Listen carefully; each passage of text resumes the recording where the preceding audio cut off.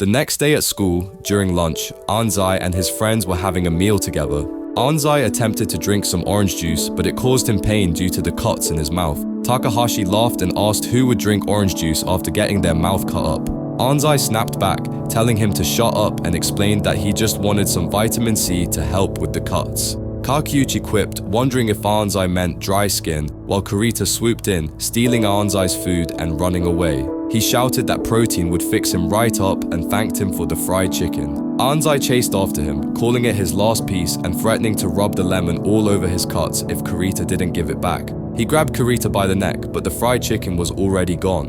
Kiryu, observing the scene, commented that everyone was lively today, to which Nirei agreed, adding that he was really glad to see Anzai feeling better too. Just then, Anzai asked Nirei if he had heard from Sakura. Nirei replied that he hadn't, and that Sakura hadn't read any of his messages.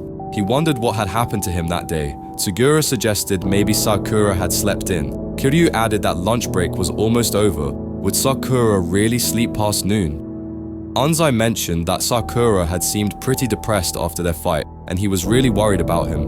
Nirei suggested they try calling him. Everyone's faces lit up when Nirei called Sakura, but their expressions quickly turned somber upon hearing Nirei ask Sakura what was wrong with his voice. Sakura hung up, and Nirei remarked that it sounded like Sakura had been sleeping. Anzai, surprised, asked if he had really been sleeping at this hour. Nirei guessed that Sakura had caught a cold, his voice sounding sick. Everyone was taken aback. After school, Nirei and Suo went to visit Sakura. Nirei questioned if they had bought too much, saying it wasn't like they were going on a trip. Suo replied that everyone was worried about Sakura and they didn't want to overwhelm him by all showing up at once. Nirei agreed but mentioned he didn't know until they asked the school that Sakura's house was really close by. He recalled that Sakura had said he was from out of town, so Nirei had assumed he lived far from the school. He wondered if Sakura had enrolled at their school because his parents had relocated for work. Suo suggested they'd find out once they got there. As they arrived at Sakura's apartment, Suo and Nirei were greeted with an eerie feeling. Suo remarked that it looked like a haunted house, noting that it resembled an apartment complex for bachelors. Nirei agreed, finding it strange, and as he tried to ring the doorbell, he realized it was broken. Suo noticed that the door wasn't locked and decided to open it. Nirei hesitated, saying they couldn't just barge in. Suo ignored him, calling out for Sakura. When there was no response, Suo commented that Sakura did live there, but the place looked pretty run down. Suo barged in, apologizing, while Nirei hesitated, saying they shouldn't have just entered without permission. Suo, turning to Nirei, pointed out that from what they could see, Sakura was alone, sick, and unable to move. In the worst-case scenario, he asked, what would happen to him? Terrified, Nirei yelled that the worst case was dying alone. Finally, Sakura appeared, yelling for them to shut up and asking who barges into someone's home and starts yelling. Nirei, falling to his butt, called Sakura a ghost. Suo laughed, assuring him that Sakura was alive and well. As Sakura tried to walk over to his friends, he stumbled and grabbed the wall. He asked them why they were there, and Nirei explained that they came to visit him. Suo noted that Sakura seemed really sick. Sakura, taken aback, didn't respond, but Suo grabbed his shoulder, telling him they should get him back to bed. Sakura shouted for him to stop, telling him not to push him. Suo then told Nirei to bring in the things they had brought. Both Suo and Nirei were stunned when they saw Sakura's room, which was nearly empty. Suo asked if he lived alone, and Sakura replied, "So what?" Suo then asked if he had any cold medicine, suggesting they could get him some. Sakura declined, saying he would be fine. Nirei asked if he wanted food, wondering what he would like to eat. Sakura replied that he didn't want any food. Sakura returned to his bed, while Suo and Nirei sat beside him. Suo remarked that the gluttonous Sakura was turning down food and couldn't even fight back. Nirei, observing the situation, was surprised to see that Sakura lived alone in such a place. He wondered what had happened to him. Suo then told Nirei to give Sakura what they had brought. As Nirei handed the items to Sakura, he expressed that these were from everyone in class. They were all really worried and hoped he would get better soon. Nirei added that although he didn't know Sakura's situation, if he was living alone, that made it even more important for him to lean on them a little more. However, he had been going on non-stop about that since yesterday. Sakura replied that it was fine. He had always managed things on his own. He just needed to sleep and it would go away. There was nothing to worry about. Nirei tried to reason with him, but Suo stood up, telling Nirei that they had done their part by bringing the gifts and shouldn't bother Sakura any longer. Suo suggested that they should leave. Surprised by the sudden request, Nirei agreed. Before they left, Suo told Sakura to take care and contact them if he needed anything. Once Nirei and Suo had left, the room became silent again. Sakura grabbed a water bottle to drink, but it was empty. He then noticed the gift his friends had brought. As he opened the bag, he saw different kinds of food and beverages with notes from his classmates. Sakura was taken aback, reflecting on how he had always managed things on his own. He had never thought it would be any different. That was how he had lived his life. It was supposed to be that way. While drinking water, Sakura recalled Umemiya's words, where he had said that the reason he couldn't move was probably because he saw his friends all beat up. It was because he liked them. Sakura thought to himself, what a joke. How could liking or hating someone cause your body to freeze up, not being able to move the way you wanted? What was going on? Suddenly, the door opened again and someone entered. Sakura, startled, wondered who it could be. It was none other than Tachibana. She entered his room and apologized, asking if she had woken him. Her sudden visit surprised Sakura. Earlier, after leaving Sakura's apartment, Nirei asked Suo why they were walking away. Wasn't he worried about Sakura? Suo replied that he didn't know exactly what had happened to Sakura, but judging by the state of his room and how he looked, it seemed clear Sakura had truly been alone for a long time. Nirei insisted that was exactly why they should have stayed. Suo then posed a question. He asked Nirei hypothetically, if he were lost and allowed to receive just one thing, what would he want? Nirei answered without hesitation, his phone, so he could look up his location. Suo pointed out that that only worked because Nirei knew how to use a smartphone. If someone was given something they didn't understand while in a crisis, wouldn't that just make things worse? He added that Sakura probably didn't even know what a smartphone was, let alone how to use one. And the same, he believed, applied to friendship. Right now, Sakura was weak, mentally and physically. Anything outside of what was normal for him would be too much to handle. Suo suggested that if Sakura still didn't show up at school the next day, then they could visit him again. Nirei nodded, saying he understood what Suo was trying to say, but he just wanted Sakura to learn what friendship was. If he never realized it was there, he'd never be able to use it. He wanted Sakura to rely on his friends, to let them help when he was in trouble. Nirei reminded Suo that he'd promised to guide Sakura until he reached the top of the school. But Sakura, he always carved his own path, alone. So at the very least, Nirei hoped that in times when Sakura felt lost or was in trouble, he could be there to help. He wanted to help Sakura, even if it was just a little. Just then, Tachibana appeared, asking the two boys if they were doing their patrol rounds. Without hesitation, Nirei rushed over to her in a panic. He told her the situation was bad. Sakura was in trouble. He had come down with a cold. Back inside Sakura's apartment, Tachibana had cooked egg congee for him and gently told him to eat only what he could manage, not to worry about leftovers. As Sakura took a bite, he immediately burned his tongue, yelling that it was hot. Tachibana scolded him to eat slowly. Of course it was hot. She commented that she never knew Sakura lived alone. His place didn't even look like someone could live there. She told him to at least hang up some curtains. Looking around, she noted that he had almost nothing in the apartment. Was he a minimalist or something? Sakura told her to be quiet, but Tachibana just smiled, relieved that he at least had an appetite. Nirei had been in a complete panic over him. Sakura muttered, wondering why Nirei always did the most unnecessary things. Tachibana slapped a cold cloth on his forehead, snapping back. What was unnecessary about this? Everyone was worried. She added that she heard they were in another fight the day before. Apparently, he always went all out, and that was why he'd ended up with a fever. Sakura claimed it wasn't because of the fight. Tachibana smirked, teasing that it was the classic "I like my friends so I froze up" problem, wasn't it? Embarrassed, Sakura accidentally spilled his soup. Tachibana handed him a water bottle. Sakura snatched it from her, demanding to know how she even knew about that. She told him he was easy to read. As he drank, Sakura mumbled that he didn't buy it. How could something so soft and fluffy mess him up so badly that he couldn't move, right? Tachibana gently smiled. Regardless of the reason, the fact remained, he couldn't move during the fight. Sometimes it didn't matter why. Once something got stuck inside, it was hard to shake it off. He just had to find a way around it. Sakura asked what she meant by it. Tachibana replied, like letting those around him who can move cover his back. Simple as that.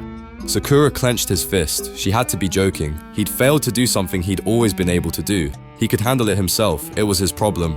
Annoyed, Tachibana took away his bowl of congee. Sakura shouted in protest. It was his egg congee. He was still eating that. Tachibana asked if he could even make it himself. It was simple. Just throw in the ingredients and turn on the heat. but there was no stove, no pots, and no ingredients in his house. Sakura asked what she was trying to say. She told him that while he was sleeping, Nirei and Suo had brought him those supplies, and she made that kanji for him. It had all happened because someone else made the first move. He slept and rested, and when he woke up, there was food and water. Sakura muttered that he could have bought food himself. Tachibana clarified, that's not the point. Even if it's something he can do alone, if others help, he's free to do something else. Everyone is bound by time. There's only so much a person can do on their own. Sakura quietly remembered Kajji telling him something similar. As he began to eat again, Tachibana said that while she was making a point, it was true. Letting others do things for you, relying on them, that's always a little scary at first. The next morning, Sakura woke up fully recovered. At school, someone came to visit Kajji in his classroom. Kajji looked up, clearly annoyed, only to find it was none other than Sakura. Sakura told Kajji he wanted to talk. Before he could speak, Sakura suddenly flinched. Kajji turned around to see what startled him, and froze too. A group of Kajji's classmates had gathered behind him. One of them smirked, asking if that was Kajji's guest. Another chimed in, teasing that their little Kajji was being a good senpai now. Frustrated, Kajji told them to shut up. One of the guys recognized Sakura by his hair, pointing out that he put up a good fight the other day. When he ran into Shishitoren's den, he'd left the upperclassmen in the dust. The others began mocking the guy, repeating his words about having a stomachache and needing rest. Another boy told Sakura not to mind him, he was just sulking. They praised Sakura for beating the vice leader of Shishitoren. Embarrassed, Kajji told them all to get their butts back to class. Another student added that Sakura even managed to tame their Kajji. Completely done with the teasing, Kajji told Sakura they were leaving. His friends shouted after them, they could talk right there. Kajji instructed Kusumi and Enomoto not to let the others follow them, urging them to make sure of it. They headed to another spot. Once there, Kajji turned to Sakura and asked what he wanted to talk about. Sakura hesitated before admitting that, during their fight with Kill, he thought he could handle it on his own. But that wasn't the case at all. In the end, they even needed Kajji and the others to step in and clean up the mess. He confessed that there wasn't much he could do, and that's why he realized he needed to rely on others and let them help. But midway through his sentence, Sakura clenched his fists and fell silent. Curious, Kajji asked what he meant by "but." In response, Sakura suddenly burst out, accusing Kajji of leaving everything to his vice captains. During fights, during patrols, even earlier. He questioned how Kajji could let others handle so much and what he needed to do to be like that himself. After an awkward silence, Sakura asked Kajji to say something. Kajji, however, told him to shut up for a second. After thinking for a moment, he walked over to a vending machine, bought a cold coffee, and handed it to Sakura, who looked puzzled by the gesture. Then, without explaining, Kajji walked off again, prompting Sakura to ask what he was doing. This time, they moved to the rooftop. When Sakura asked why, Kajji explained that he'd heard it was better to talk about this kind of stuff in a high, open place. Then, he turned to Sakura and asked if he really wanted to know how to rely on others. Sakura was taken aback. Kajji repeated Sakura's earlier words about how he couldn't do everything on his own, which is why he was asking the question in the first place. Sakura hesitated, saying that if he admitted that, it would be like saying he was weak, and he couldn't do that. Without warning, Kajji snatched the coffee bottle from Sakura and began looking around. He soon found a toolbox, took out some supplies, and started doing something with the bottle. Curious, Sakura asked what he was up to. Kajji had written green tea on a piece of paper and stuck it on the coffee bottle. Sakura asked what that was supposed to mean. Kajji replied that no matter how much someone insisted it was green tea, the contents was still coffee. Changing the label didn't change what was inside. Sakura replied that was obvious. Kajji pressed on, explaining that when someone couldn't do something but refused to admit it, it was the same as pretending coffee was green tea. He reminded Sakura that he'd said he understood he couldn't do everything alone and needed to rely on others, but he still couldn't bring himself to do it. That, Kajji said, was because Sakura was scared of being rejected by others. Stunned, Sakura tried to deny it, telling himself that he had simply given up on being rejected, being accepted, or even being judged. He claimed he didn't care how others saw him. He wasn't supposed to care. After all, his teammates, Nirei, Suo, Tsujura, and Kiryu, had all chosen him as their captain after watching how he fought. But deep down, he knew he hadn't lived up to their expectations, and if he admitted that in front of them and even leaned on them for help, he feared they'd leave him too. Kajji sighed, saying he didn't know what Sakura thought about how others judged him, but to everyone else, his fear was painfully obvious. Shocked, Sakura yelled, how could anyone tell he was scared? Kajji told him that it was plain to see, especially when he snapped like that. It was just like a frightened cat or dog trying to act intimidating. It was a defense mechanism. Then, out of nowhere, Kajji said that apparently the rooftop was haunted. Someone who snuck up there one night claimed to have seen a ghost, a woman in a dress just standing there staring at him. He freaked out and told everyone the next day. But when a group went to check, it turned out to be nothing but a plastic bag wrapped around a shovel. Sakura responded that it wasn't a ghost. Kajji agreed, it wasn't, but the guy had scared himself for no reason, just like Sakura was doing now. He was the only one who thought everyone was rejecting him, and he was scaring himself for nothing. Kajji continued, saying no one could truly know what others were thinking. But despite that, when Sakura's friends saw his so-called weakness, when he snapped at them, not a single one rejected him. That didn't mean they only saw what he was capable of. It meant they saw him for who he really was. And yet, Sakura kept fearing rejection that wasn't even happening. From Kajji's perspective, it seemed like Sakura was the one who wasn't seeing his friends for who they really were. Kajji didn't know what had happened to Sakura in the past, but he could understand feeling that way. That's why he was telling him all of this. He told Sakura he needed to trust others based on what he could see. At that moment, Sakura remembered his friends' smiles and all the times they were there for him. Kajji, embarrassed by how much he'd said, turned away, only for Umemiya and Hiragi to appear out of nowhere. Umemiya clapped, praising Kajji's speech. Hiragi told him to stop, but Umemiya ignored him, declaring how much Kajji and Sakura had grown. He could tell they were both thinking hard about their friends and about themselves. Hiragi apologized, saying they hadn't meant to eavesdrop. Kajji was visibly shocked. Umemiya then threw his arm around Kajji, joking that he was starting to sound a lot like Hiragi. He asked what the two had been talking about, only to get punched in the face by Kajji, who then walked off with his headphones on. As Umemiya got up from the ground, nose bleeding, he commented that Kajji had really grown. His punch had gotten stronger. Hiragi muttered that Kajji should have kicked him too. Turning to Sakura, Umemiya asked what he thought after hearing all that. When Sakura hesitated, Umemiya gently told him that there were many things he couldn't do. He often did things that made him look pathetic or lame, but he wasn't scared, because everyone there would accept him, no matter what. That's why he could do anything without worrying too much. He told Sakura that it was okay for him to do the things that others couldn't. He quoted, "It doesn't matter how stupid they may look, I still like him." He emphasized that everyone had those close bonds. They depend on each other and let others depend on them. They forgive and they're forgiven. That's why they're all together. That's why it was okay. He encouraged Sakura to trust Kajji, trust his friends, and jump in with everything he had. Sakura remembered the moment he confronted Nagato, telling him he couldn't even look his friends in the eye. Was he really okay treating them that way? But now, he realized, he was just like Nagato in that moment. He had no right to say that. He too needed to look up and face them. As everything settled, Umemiya remarked how amazing it was that Kajji, of all people, had given advice to a junior. He turned to Hiragi, saying it made him happy, didn't it? Hiragi, smiling softly, nodded in agreement. He remembered a moment long ago when he had done the same for Kajji. Back then, Kajji had asked why they were on the rooftop, and Hiragi had said that when talking about things like this, it was better to do it somewhere high up and open. With that, this episode of Windbreaker comes to a close. Stay tuned for the next one, and don't forget to subscribe and turn on notifications so you won't miss any upcoming videos when they drop. See you in the next one.